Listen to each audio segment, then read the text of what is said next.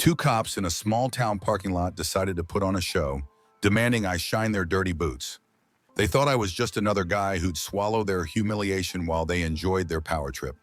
The crowd gathered, cameras rolled, and they still believed they had everything under control. But when the truth came out, their world turned upside down. Let's start from the beginning. You know that feeling when the universe decides it's your turn to be the butt of its joke? Yeah, that was me this morning. Picture this: a small town diner, pancakes sizzling on the griddle, and coffee that smells like ambition in a cup. The kind of place where everyone knows everyone, or at least thinks they do. I had just wrapped up a late-night drive, running on caffeine and sheer determination, when I decided to grab a quick bite. Stepping into the diner felt like walking into an old-timey postcard. Checkered floors, red vinyl booths, and a jukebox humming in the corner. The air smelled like bacon grease and cheap maple syrup, but hey, no complaints. I grabbed my coffee to go, nodded politely at the waitress, and headed back to my car. Now here's where the day decided to take a sharp left turn into chaos. Just as I unlocked my car, a police cruiser pulled up. The kind you see in old movies with the stereotypical flashing lights, and two officers who looked like they walked straight out of a How Not to Be Subtle manual. They were chatting loudly, clearly not in a rush to do actual police work. One of them spotted me, and I swear, his face lit up like he'd just found a new hobby. "Hey you," he called out, voice dripping with mock authority. "Where you headed, buddy?" Now I've been around long enough to know when someone's looking for trouble. I sighed, turned to face him, and said, "Just grabbing some coffee and heading out. Anything I can help you with, officers?" The second officer, the one with a badge that looked about 2 sizes too big for his ego, smirked and leaned against the car. "Oh, we're good. Just thought we'd stop by and, get a little hospitality around here." "Hospitality?" I asked, already sensing the storm brewing. "Yeah," the first one said, sauntering over. "See, we've been on patrol all night and our boots are looking kind of rough. You wouldn't mind giving them a little shine, would you?" I froze for a second, trying to process if this was real life or some bizarre prank. "Excuse me?" I asked, keeping my tone calm. Too calm, maybe. "Come on," he continued, grinning like he'd just cracked the funniest joke of the century. "Don't make it weird. Just a quick polish, and we'll be on our way." You know when someone says something so ridiculous that your brain short-circuits? That was me, standing there with my coffee cup, wondering if I'd accidentally walked onto the set of a bad TV show. "Officers," I started, measuring my words carefully. "I think you've got the wrong idea. I'm not—" "Relax, man," the second one cut me off, waving a hand dismissively. "It's not a big deal. Just a little respect for law enforcement, you know?" Now, I'm no stranger to standing my ground, but the audacity of it all left me speechless. For a moment, I glanced around the parking lot. A few folks were loitering near the diner, their eyes darting between me and the officers. I could see someone subtly raising their phone, recording. Great. This was definitely turning into a spectacle. "Look," I said, keeping my voice steady, "I think you've made your point. I'm just here to grab coffee and head out. Let's not make this bigger than it needs to be." The first officer tilted his head, pretending to think it over. "Bigger than it needs to be?" he echoed, then let out a laugh. "Buddy, you've got no idea how big it can get." His partner chuckled, clearly enjoying the show. "Yeah, unless you're planning to give us a reason to write you up for something. Your call." At this point, I could feel the tension rising like a pressure cooker.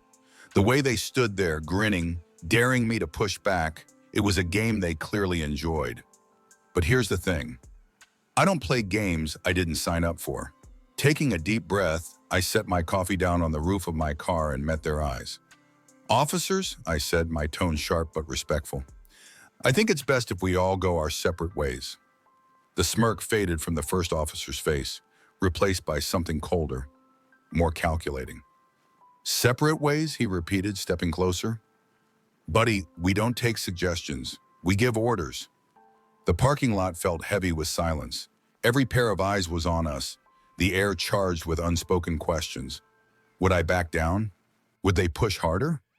For a moment, it felt like the world had paused, waiting for someone to make the next move. And trust me, I wasn't about to let them write the ending to this chapter. So there I was, standing in that parking lot, feeling like the main character in a bad reality show. Two officers, full of themselves, a crowd slowly gathering, and me, just trying to figure out how my morning coffee turned into a public spectacle. The first officer, let's call him Sergeant Power Trip, took another step forward. He was the kind of guy who didn't need a badge to scream, "I'm in charge." His partner, Deputy Ego Boost, leaned against the cruiser, smirking like this was all just another slow Tuesday. "All right," Sergeant Power Trip said, crossing his arms like he was about to deliver some life lesson no one asked for. "Here's the deal. You show us a little respect, and we let you go about your day. Sound fair?" The sarcasm in his voice was thicker than the diner's pancake syrup. I glanced at the crowd. Some people had their phones out, recording every second. Great. Not only was this happening, but it was probably about to go viral. "Officers," I said, keeping my tone calm, "I've shown nothing but respect. I just don't think this is necessary." His smirk twitched. "Not necessary? Listen, pal, you're the one making this difficult. All we're asking is a little cooperation. What, too good for that?" "Yeah," Deputy Ego Boost chimed in, chuckling. "Seems like someone thinks they're above a little common courtesy. Now let me tell you, I've got patience, loads of it, but there's a limit and these two were speedrunning to find it." My hands tightened into fists at my sides. Not out of anger, but sheer willpower to keep myself from saying something I'd regret. I glanced at the crowd again. One guy in a hoodie was holding his phone like it was a front row ticket to the drama of the year. Another woman whispered to her friend, both of them shaking their heads. Clearly, I wasn't the only one thinking, what is even happening right now? "All right," Sergeant Power Trip said, clapping his hands together. "If you're not going to cooperate, we might have to take this up a notch. You see, ignoring an officer's instructions? That's not exactly a good look." Translation: I don't like being told no, so I'm going to make this a bigger deal than it needs to be. I took a slow breath, trying to stay calm. "Officers, with all due respect, I haven't done anything wrong. I'm just trying to get to my car and leave. That's it." "Oh, we know what you're trying to do," Deputy Ego Boost said, pushing off the cruiser and stepping closer.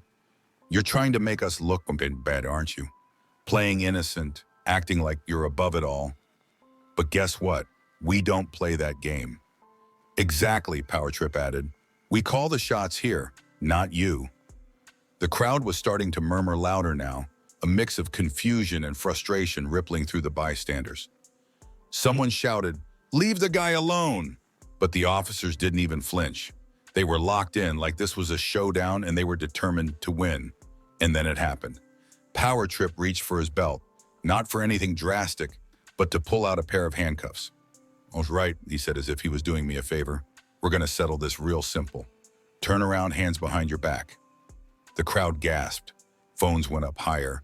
I could feel the tension thickening like storm clouds ready to burst. Wait," I said, raising my hands slightly, palms out. "Are you serious right now? What exactly am I being detained for?" "You're resisting," Power Trip said, like it was the most obvious thing in the world. "Resisting what?" I asked, genuinely baffled. "Getting in my car and minding my business?" Ego Boost laughed, the kind of laugh that made it clear he thought he was untouchable. "See, this is why people like you always end up in trouble. You think the rules don't apply." I felt a flash of heat rush through me, not anger, not fear, but something sharper, more focused. I looked directly at Power Trip, holding his gaze. "Officers, I strongly suggest you reconsider what you're doing. This won't end the way you think it will." His smirk faltered for half a second. Just a flicker, but it was there. "Oh, really?" he said, trying to recover. "And why's that?" I didn't answer. Instead, I let the silence hang. Let the weight of the crowd stares and the cameras do the talking for me. It was a gamble, sure, but something told me these two weren't used to being called out in front of an audience. For a moment, it felt like everything was frozen, me standing there, them glaring, the crowd holding their collective breath.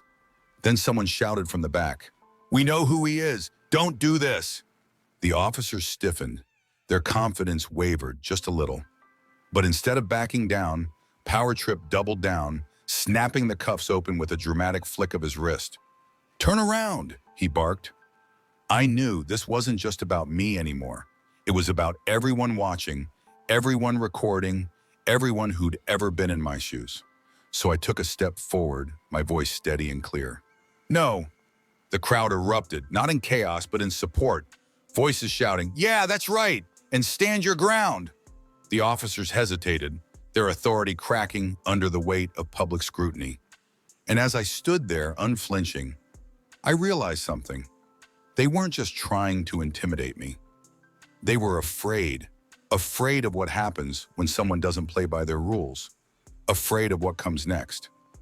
The energy in the parking lot felt electric, like the air right before a thunderstorm. Everyone was on edge, phones held steady, voices rising, and those two officers staring me down like I had just challenged their entire existence. And maybe in a way I had. Sergeant Powertrip's hand hovered near his belt, and his partner, Deputy Ego Boost, looked like he couldn't decide whether to laugh or double down. For a second, I thought they'd actually back off, but of course, that would have been too easy. "You're really pushing your luck, pal," Powertrip said, his voice sharp, but with an edge of uncertainty. "This doesn't have to get worse for you." Worse for me, the irony almost made me laugh. Instead, I kept my voice calm and steady. "Officers, you're escalating this situation, not me. Maybe it's time you think about what you're doing." That's when Ego Boost, clearly not one for self-reflection, jumped in. "Oh, we know exactly what we're doing. You think just because you've got an audience, we're gonna roll over? Not a chance." The crowd was restless now, murmurs turning into open frustration. "This is ridiculous," someone shouted. Another voice chimed in, "Leave the guy alone." It was like the bystanders had decided they weren't just spectators anymore. They were part of the story, and that's when it happened. A middle-aged woman in a bright blue jacket stepped forward from the crowd, her phone still recording. "We all know who he is," she said, loud and clear. "You two really want to go viral for this?" The officers froze. For a moment, the bravado drained from their faces, replaced by something more vulnerable. Doubt. Ego Boost broke first. "What are you talking about? Who is he?" The woman didn't answer directly. Instead, she glanced at me, a knowing look in her eyes, and then turned back to the crowd. "Y'all better keep filming. This is gonna be big." It was like a spark in a dry forest. The crowd roared with renewed energy, voices calling out, phones snapping pictures and recording. The officers looked like cornered animals, unsure whether to fight or flee. Powertrip squared his shoulders, trying to regain control. "All right, enough of this. You're under arrest for—" He hesitated, as if realizing he didn't even have a reason. "For obstruction." I tilted my head slightly, my expression calm but unyielding. "Obstruction? Obstruction of what, exactly?" He faltered, the words catching in his throat. The crowd wasn't buying it either. Someone shouted, "You can't just make stuff up." Another voice added, "This is all on camera, man." Ego Boost stepped forward, his frustration bubbling over. "All right, smart guy, who are you? Since you're so important, why don't you tell us?" The silence that followed was deafening. All eyes turned to me. I let the question hang for a moment, the tension stretching like a rubber band about to snap. And then, with deliberate calm, I spoke. "You really don't know, do you?" I said, my tone almost amused. "You might want to check your roster. I think you'll find my name at the very top." Confusion flickered across their faces. Powertrip looked at Ego Boost, and for a split second, they seemed unsure whether to laugh it off or take it seriously. But the crowd wasn't laughing. If anything, they were leaning in, waiting for the next move. And then it clicked. Someone in the crowd shouted, "He's the state chief judge." The words cut through the noise like a lightning bolt. The officers' faces went pale. You could almost see the gears turning in their heads, trying to piece it all together. Powertrip opened his mouth, then closed it again, like a fish out of water. Ego Boost looked like he'd just swallowed a lemon. "Wait, hold on," Powertrip stammered, his tone suddenly a lot less confident. You're Judge Matthews?" I didn't answer right away. Instead, I let the weight of the moment settle, watching as their confidence crumbled under the scrutiny of the crowd. "Officers," I said finally, my voice steady, "you might want to rethink how you treat people. It's amazing what a little accountability can do." The crowd erupted, cheers, laughter, applause. Phones were still recording, capturing every second of the officer's humiliation. They looked around, realizing there was no way out of this that wouldn't end with their careers in question. We didn't know. Ego Boost muttered, his voice barely audible. That's the problem, I said, locking eyes with him. You didn't bother to find out. And now everyone here knows exactly who you are. With that, I turned, picked up my coffee from the roof of my car, and opened the door. The crowd parted like the Red Sea, their cheers following me as I slid into the driver's seat. As I drove away, I caught one last glimpse of the officers in my rearview mirror, standing there like statues while the crowd surrounded them with phones and questions. Justice doesn't always happen in a courtroom, I thought to myself. Sometimes it starts in a diner parking lot. What would you have done in his place? Do you think he handled the situation the right way? Share your thoughts in the comments below. Let's get a discussion going. Have you or someone you know ever experienced something similar? Don't forget to like this post and share it if you believe stories like this need to be heard. This story was created to shine a light on real-world issues and inspire change. Together, we can make the world a better place by standing up for what's right. Your opinion matters, matters, and your voice can make a difference.